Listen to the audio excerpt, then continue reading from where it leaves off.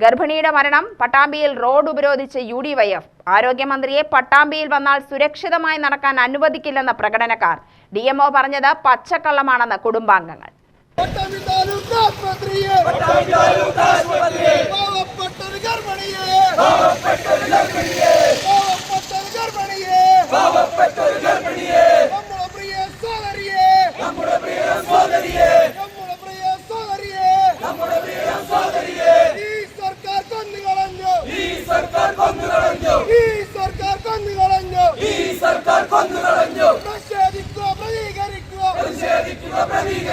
രാവിലെ പ്രകടനവുമായി എത്തിയാണ് പട്ടാമ്പിയിൽ റോഡ് ഉപരോധിച്ചത്. പ്രവർത്തകരെ പോലീസ് അറസ്റ്റ് ചെയ്തു നീക്കി.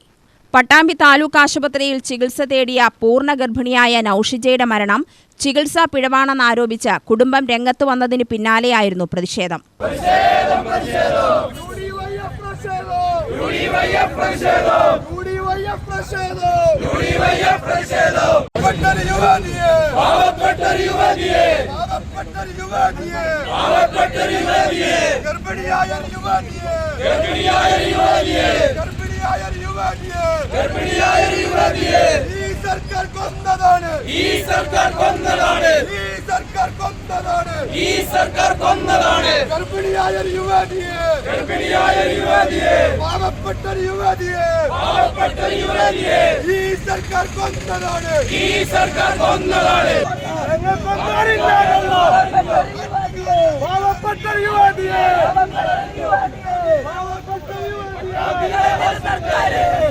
MLA തിരിഞ്ഞു നോക്കിയില്ല എന്നും സമരക്കാർ ആരോപിച്ചു. സമരം ജില്ലാ പഞ്ചായത്ത് അംഗവും യൂത്ത് ലീഗ് നേതാവുമായ ഇസ്മയിൽ വിളയൂർ ഉദ്ഘാടനം ചെയ്തു.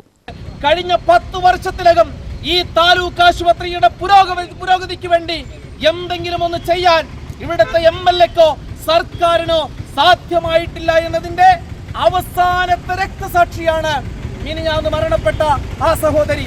നിങ്ങൾ ഓർക്കണം, അവിടെ കൃത്യസമയത്ത് ഓപ്പറേഷൻ ചെയ്യുന്ന സമയങ്ങളിൽ ഉണ്ടാവേണ്ടുന്ന സൗകര്യങ്ങളും ഉണ്ടാവേണ്ടുന്ന ഉദ്യോഗസ്ഥരും സമയത്തിന് അവിടെ ഉണ്ടായിരുന്നെങ്കിൽ ഒരു ജീവൻ നഷ്ടപ്പെടില്ലായിരുന്നുവെന്ന് ആ കുടുംബം സാക്ഷ്യപ്പെടുത്തുകയാണ്.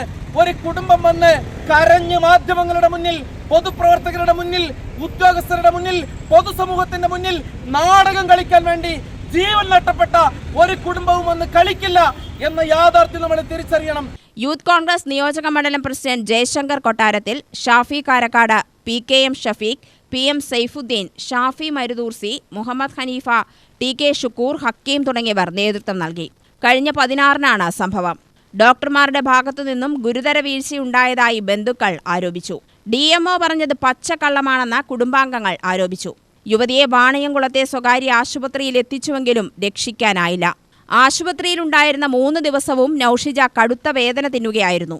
അനസ്തേഷ്യ നൽകാനുള്ള ഡോക്ടർ ഇല്ലാത്തത് കാരണം ചികിത്സ താമസിപ്പിക്കുകയായിരുന്നു. തൃശൂർ മെഡിക്കൽ കോളേജ് ആശുപത്രിയിലേക്ക് മാറ്റിയെങ്കിലും ചികിത്സാ രേഖകൾ നൽകാൻ പട്ടാമ്പി താലൂക്ക് ആശുപത്രി അധികൃതർ തയ്യാറായില്ലെന്നും ബന്ധുക്കൾ ആരോപിച്ചു.